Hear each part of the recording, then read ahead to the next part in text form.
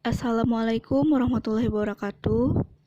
Kami dari kelompok 3 FM18C dengan nama anggota Mia Nur Aeni, Maesaro, Siti Yuliani Dewi, Wiwin Widyaningsih, dan Francisca BR Manihuruk. Baiklah, kita mulai. Yang pertama yaitu latar belakang. Dalam peraturan ini, seorang apoteker bertanggung jawab atas pengelolaan apotek, sehingga pelayanan obat kepada masyarakat akan lebih terjamin keamanannya, baik kualitas maupun kuantitasnya. Dalam pelaksanaannya, apotek merupakan suatu institusi yang di dalamnya mempunyai dua fungsi, yaitu sebagai unit pelayanan kesehatan dan sebagai unit bisnis. Dalam fungsinya, sebagai unit pelayanan kesehatan, fungsinya apotek adalah menyediakan obat-obatan yang dibutuhkan masyarakat untuk mencapai derajat kesehatan yang optimal. Sedangkan fungsi apotek sebagai institusi bisnis, apotek bertujuan untuk memperoleh keuangan. Dan hal ini dapat dimaklumi mengingat investasi yang ditanam pada apotek dan operasional jangka tidak sedikit. Pada saat ini, kegiatan pelayanan kefarmasian yang semula hanya berfokus pada pengelolaan obat sebagai komoditi menjadi pelayanan yang berfokus pada pasien yang bertujuan untuk meningkatkan kualitas hidup pasien. Peran apoteker diharapkan dapat menyeimbangkan antara aspek klinis dan aspek ekonomi demi kepentingan pasien. Visi apotek. Yang pertama, menjadi tempat masyarakat dalam pelayanan kesehatan, khususnya dalam perbekalan kefarmasian dan konsultasi kesehatan. Yang kedua, menjadi apotek dengan pelayanan kefarmasian prima berbasis pharmaceutical care yang mampu menjadi mitra utama pihak-pihak yang berkepentingan dalam pelayanan kesehatan. Ada 5 misi apotek, yaitu yang pertama, melakukan pelayanan informasi serta konsultasi obat dan kesehatan kepada masyarakat. Yang kedua, menjaga dan memantau penggunaan obat di masyarakat. Yang ketiga, memberikan pelayanan kefarmasian berbasis pharmaceutical care kepada masyarakat. Yang keempat, menyediakan serta menyalurkan sediaan farmasi dan perbekalan kesehatan yang bermutu dan bertanggung jawab oleh masyarakat. Selanjutnya, yang terakhir, yang kelima, meningkatkan kesejahteraan dan taraf hidup apoteker dan seluruh pengelola apotek. Strategi. Yang pertama, menjamin bahwa seluruh proses terapi obat yang diberikan merupakan terapi obat yang tepat, efektif, nyaman, dan aman bagi pasien. Yang kedua, mengatasi masalah baru yang timbul dalam terapi obat dan mencegah timbulnya masalah lain di masa yang akan datang. Yang ketiga, memberikan pelayanan kepada pasien atau masyarakat yang ingin melakukan pengobatan mandiri. Yang keempat, melakukan efisiensi biaya kesehatan masyarakat. Yang kelima, memberikan informasi dan konsultasi obat. Yang keenam, melakukan monitoring obat dan evaluasi penggunaan obat. Yang ketujuh, merancang SOP atau standar operating procedure dan standar organisasi kerja. Yang terakhir, yang kedelapan, memberikan sistem reward dan punishment bagi seluruh karyawan. Tujuan. Yang pertama, tempat pengabdian profesi apoteker yang telah mengucapkan sumpah jabatan. Yang kedua, sarana farmasi yang melakukan peracikan, pengubahan bentuk, pencampuran dan penyerahan obat dan bahan obat. Yang ketiga, meningkatkan kesehatan masyarakat setempat, khususnya dan masyarakat pada umumnya. Yang keempat, meningkatkan pemahaman masyarakat tentang penggunaan obat secara rasional dalam praktek pengobatan sendiri atau swamedikasi.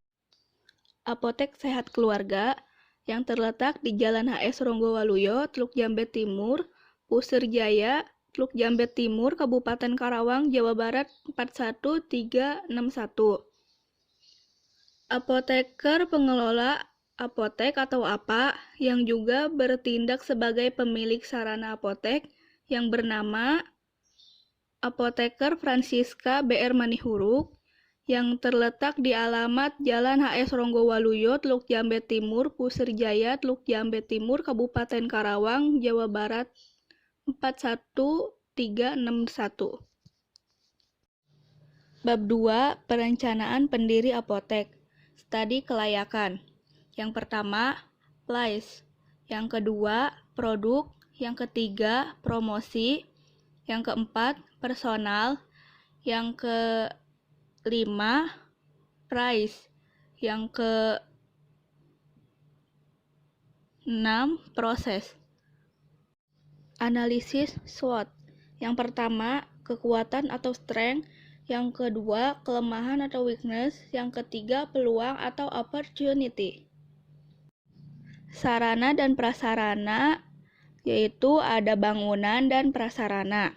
Sedangkan perbekalan farmasi, yaitu perbekalan farmasi yang dilakukan, perlengkapan lainnya, dan perlengkapan kerja. Selanjutnya, ada struktur pembagian jabatan di apotek, yaitu yang pertama, apoteker 1 orang, apoteker pendamping 1 orang, asisten apoteker 1 orang, tenaga administrasi atau kasir 1 orang, dan pembantu umum 1 orang. SPO atau Standar Prosedur Operating, yaitu ada SPO pelayanan OTC, SPO pelayanan OA, SPO pelayanan resep, SPO pelayanan resep narkotika, SPO konseling, SPO pelayanan informasi obat atau PIO, SPO swamedikasi, dan yang terakhir ada SPO penerimaan barang dan penyimpanan. Bab 3 yaitu analisis keuangan.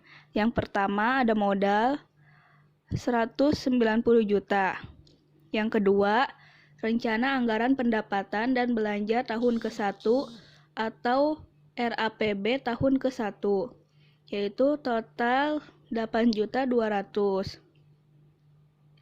Yang ketiga, biaya lain-lain, yaitu 131.989.500 rupiah. Yang keempat, pengeluaran laba rugi tahun ke-1.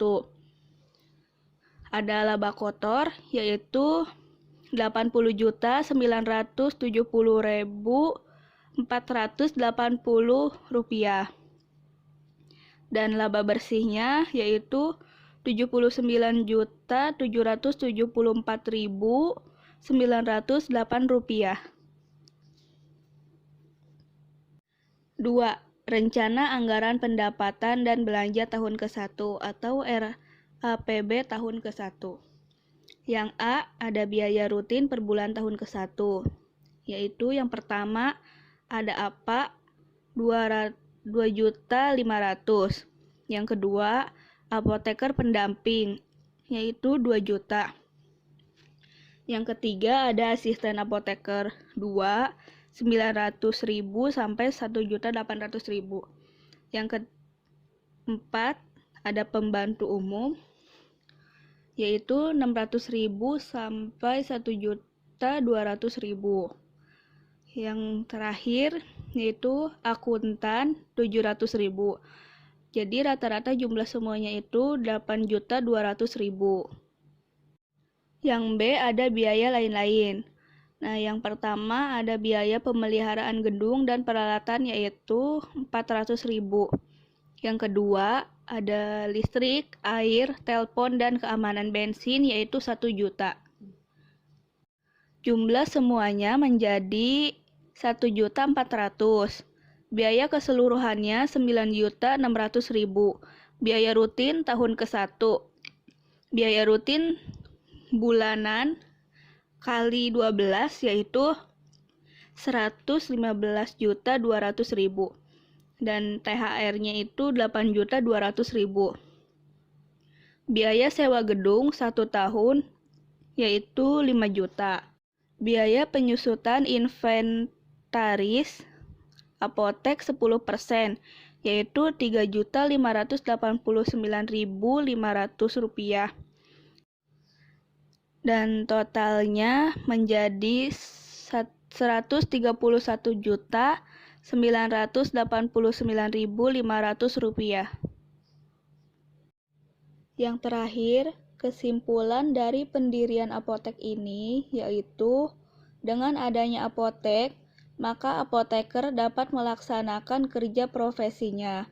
Dari hasil studi kelayakan menunjukkan Apotek Sehat Keluarga yang terletak di Jalan HS Ronggowaluyo, Teluk Jambe Timur, Puser Jaya, Teluk Jambe Timur, Kabupaten Karawang, Jawa Barat 41361 layak didirikan. Sekian presentasi dari kelompok kami. Kurang lebihnya mohon maaf. Wassalamualaikum warahmatullahi wabarakatuh.